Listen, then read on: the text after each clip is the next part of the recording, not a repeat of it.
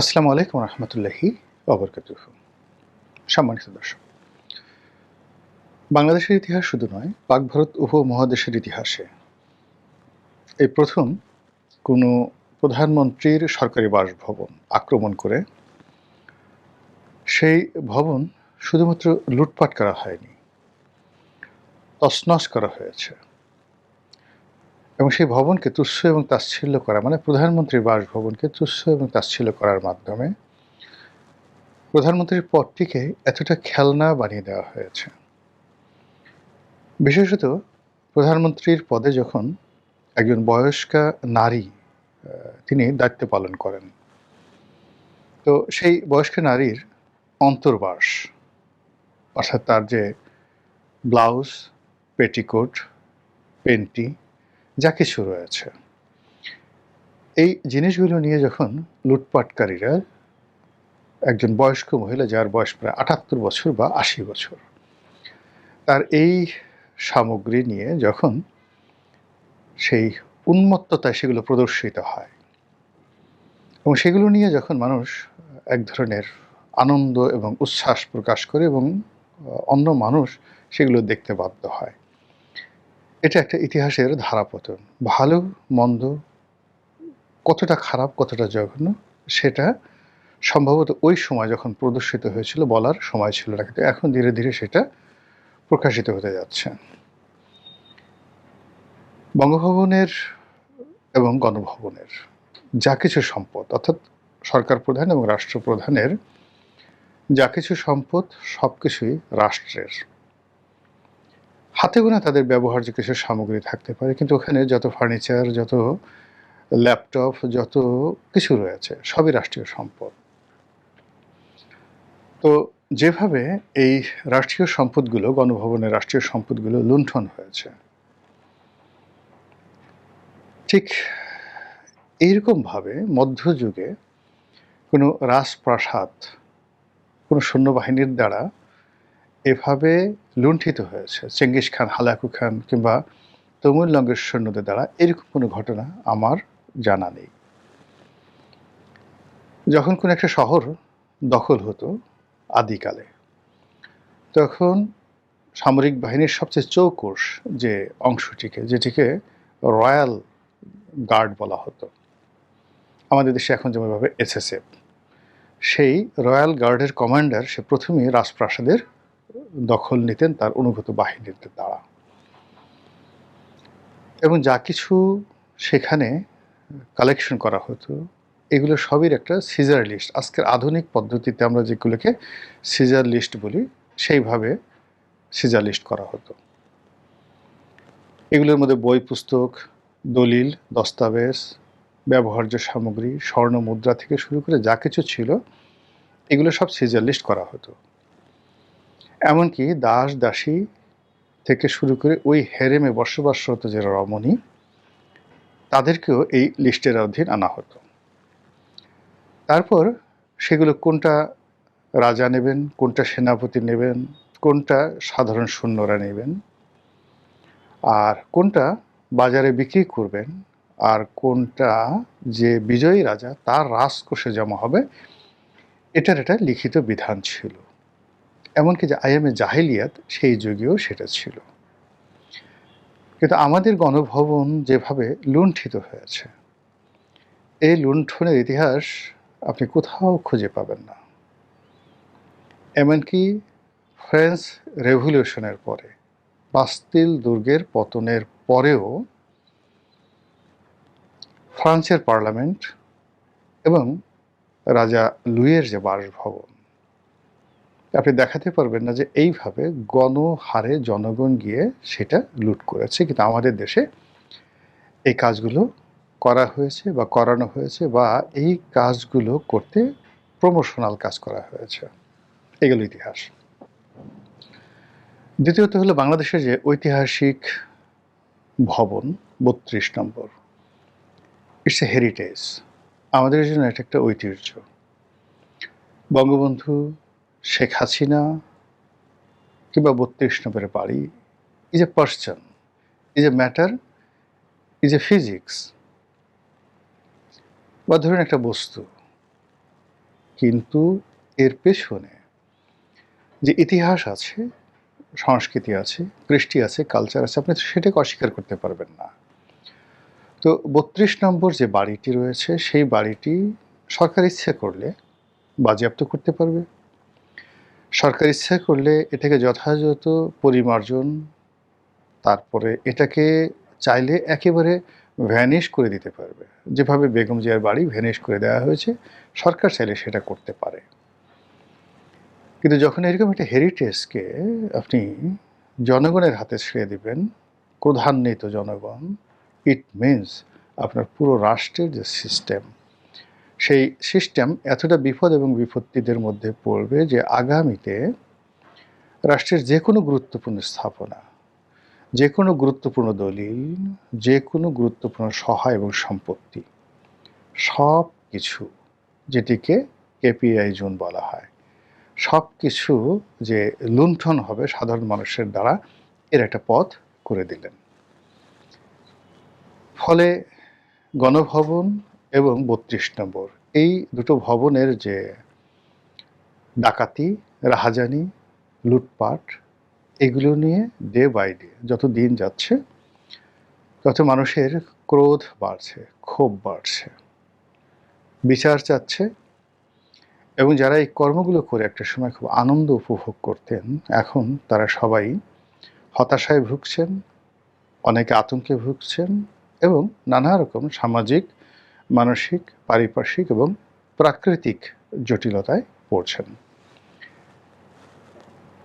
আপনি যদি কোনো ব্যক্তির হক নষ্ট করেন,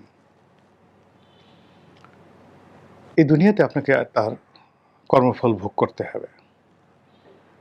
আপনি যদি কোনো সম্মানিত ব্যক্তির সম্মানহানি করেন, খোদার কসম, আল্লাহর কসম, সম্মানিত ব্যক্তির সম্মান হানি করলে আরশে আজিম পর্যন্ত কেঁপে ওঠে। আপনার রিজিক বন্ধ হয়ে যায়। আপনার জন্য আল্লাহর যে সকল নেয়ামত অনিবার্য ছিল, আল্লাহ নিজে যেগুলো আপনার জন্য দিয়েছেন, সেগুলো আল্লাহ উঠিয়ে নেন। এর কারণ হলো আল্লাহ স্বয়ং সম্মান দেন ব্যক্তিকে। কাজেই আল্লাহ যাকে সম্মান দিয়েছেন, মর্যাদা দিয়েছেন, পদ এবং পদবি দিয়েছেন, তার উপর নিষ্ঠুর আচরণ করতে গিয়ে আপনাকে ১০০ বার চিন্তা করতে হবে এবং সীমার মধ্যে থাকতে হবে। ৩ নম্বর হলো মর্যাদাবান। সম্মান এবং মর্যাদা আর একটা জিনিস। কিছু মানুষ সমাজে আছেন যারা পদ পদবীর বাইরে গিয়েও মানুষের সম্মান, ভালোবাসা, বিশ্বাস, আস্থার এবং প্রেরণার উৎস হিসেবে থাকেন। এই মর্যাদাবান মানুষগুলোকে বলা হয় প্রজ্ঞাবান, the wisdom, the house of wisdom, হিকমা, হিকমার আধার, এই মানুষগুলো। এখন এইরকম সম্মানিত মানুষগুলো সাধারণত ধরুন অতীতে আপনি কনফুসিয়াসের কথা চিন্তা করেন, অ্যারিস্টটল, সক্রেটিসের কথা চিন্তা করেন, হযরত আলী রাদিয়াল্লাহু তাআলা আনহুর কথা চিন্তা করেন, সাহাবী অনেকে আছেন, কিন্তু হিকমা সম্পন্ন যে সাহাবী হযরত আলী রাদিয়াল্লাহু তাআলা আনহু। তারপর হযরত সেই লোকমান আলাইহিস সালাম, পরবর্তী যুগে ইবনে সিনা, জাবির আল হায়ান থেকে শুরু করে অন্য যে সকল স্কলার যারা হিকমা পেয়েছেন, ইমাম বুখারী, ৪ মাযহাবের ৪ ইমাম, সবাই হিকমাওয়ালা ছিলেন। কোনো রাষ্ট্র, কোনো সমাজ, কোনো দেশকাল যখন এদের দিকে আঙ্গুল তুলে তাকায়, মুহূর্তের মধ্যে আল্লাহর সর্বোচ্চ, মানে ওই যে সম্মানিত ব্যক্তিকে অসম্মান করলে যা হয় তার চেয়ে বেশি, যাকে বলা হয় গজব, আল্লাহর পক্ষ থেকে নাজিল হয়ে যায়। তো গত সেই 18 মাসে ধরে এই বাংলাদেশে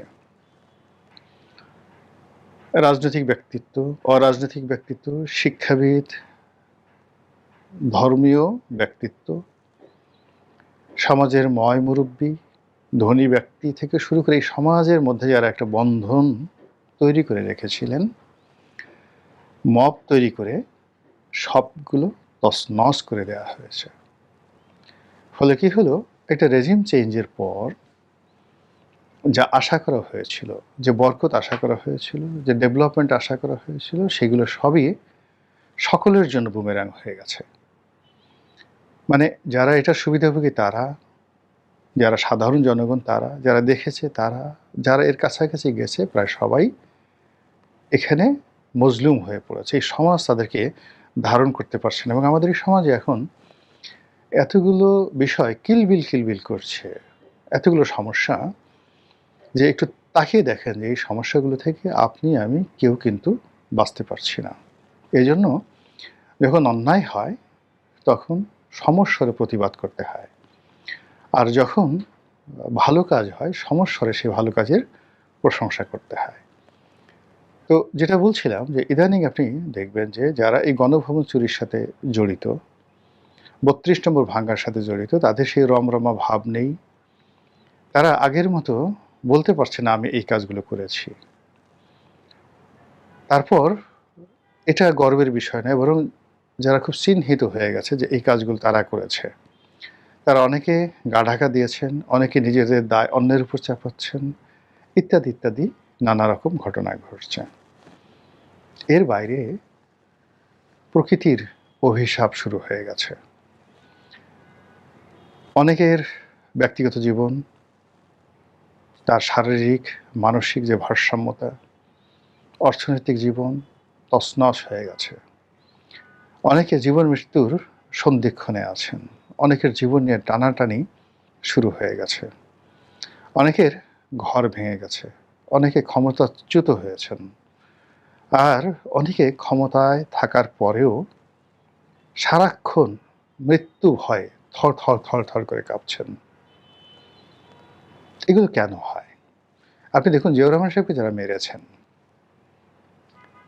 এই ঘটনার সাথে যারা জড়িত, এই সমাজে আপনি কাউকে পাবেন না। সেই জিয়াউর রহমানের খুনিদের কোনো ব্যক্তিকে, আত্মীয় স্বজনকে আপনি এই সমাজে পাবেন না। তারা গা ঢাকা দিয়ে আছে। আর যারা এই ঘটনার সাথে জড়িত ছিলেন তারা মানে জিয়াউর রহমান সাহেব যেভাবে মরেছে তার চেয়ে অপমৃত্যু তাদেরকে তাড়া করেছে। একই অবস্থা বঙ্গবন্ধু। বঙ্গবন্ধুর হত্যাকাণ্ডের সঙ্গে যারা জড়িত ছিল, একটা সিঙ্গেল লোক জীবনে সুস্থভাবে বাঁচতেও পারেনি, সুস্থভাবে স্বাভাবিকভাবে মরতে পারেনি। ১৯৭১ সনে যারা মানবতা বিরোধী অপরাধ করেছে, একটা সিঙ্গেল লোক বাঁচতে পারেনি। ইভেন ২৪-এর গণ অভ্যুত্থানের সময় যারা স্নাইপার রাইফেল চালিয়েছে, যারা নির্বিচারে নিরপরাধ মানুষকে হত্যা করেছে, প্রত্যেকটা মানুষের জীবনে দুনিয়া এবং আখেরাতের, আসমানের বালা, জমিনের বালা এবং মুসিবত একসঙ্গে তাদেরকে ঘেরাও করে আছে। একটু জেলখানার দিকে তাকিয়ে দেখেন তো, যারা জেলে আছেন, এ বাংলায় আপনার কি কখনো কল্পনা করতে পারতেন যে এই মানুষগুলো জেলে যাবে? যাদের কোমরে হাতে পায়ে ডান্ডাবেড়ি পরানো হচ্ছে, যাদেরকে যাকে বলা হয়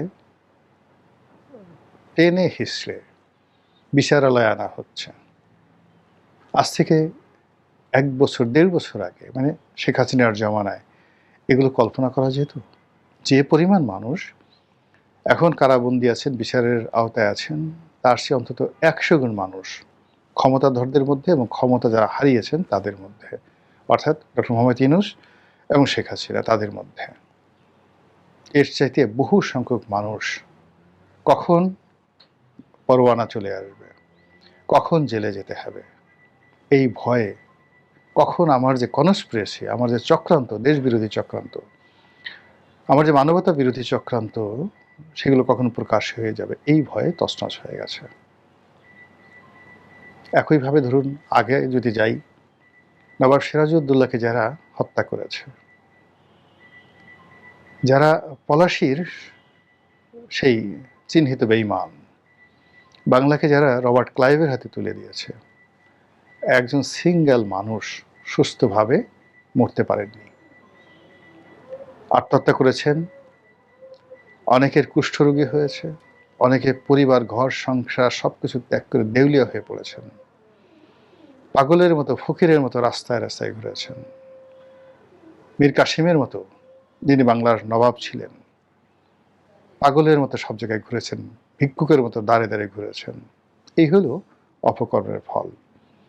ফলে আমাদের রাষ্ট্রীয় সম্পত্তি যারা ধ্বংস করেছেন, আলটিমেটলি তারা সবাই এই যে রোষানল, প্রকৃতির রোষানল, মানুষের রোষানল, জমিনের রোষানল, আসমানের রোষানল, সব রোষানলের মধ্যে এই মুহূর্তে পড়েছেন। আল্লাহ অনাগত দিনে আমাদেরকে এই ধরনের বিপদ এবং বিপত্তি থেকে রক্ষা করুন, হেফাজত করুন এবং দয়া করুন। আসসালামু আলাইকুম রহমতুল্লাহি ওয়া বারাকাতুহু।